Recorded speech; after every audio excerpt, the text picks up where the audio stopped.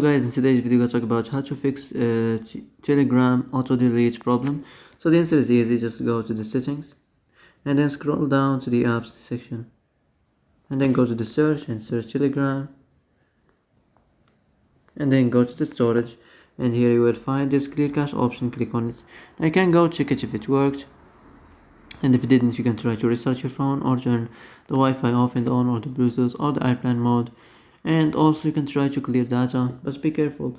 If you clear data, all the Telegram's data will be deleted. This includes all files, the settings, the accounts, the databases, etc.